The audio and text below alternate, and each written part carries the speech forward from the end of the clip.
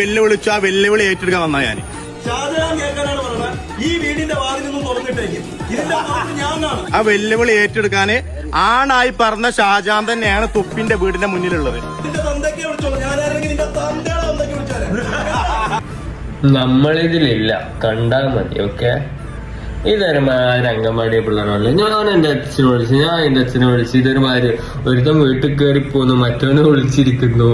എന്നിട്ട് ഇതെല്ലാം കേരളം കഥ. ഇത് കുറെ മാസം ബീജം പോയിട്ട് കുറെ അംഗൻവാടി പിള്ളേർ സ്റ്റോറിയിൽ ഇടുന്നുണ്ട്. ചിന്തിക്കുക, ഇത്രയും വയസ്സായിട്ട് ഇങ്ങനെ ഒരുമാതിരി. അയ്യോ, എന്നിട്ട് മറ്റവൻ പറയുന്നു എന്റെ അടുത്ത് കുറെ ഗുണ്ടകളുണ്ട്. പിന്നെ ഫാൻസ് വേറെ ലെവലാണ്. ഞാൻ നാളെ പ്രതിഷേധിക്കും.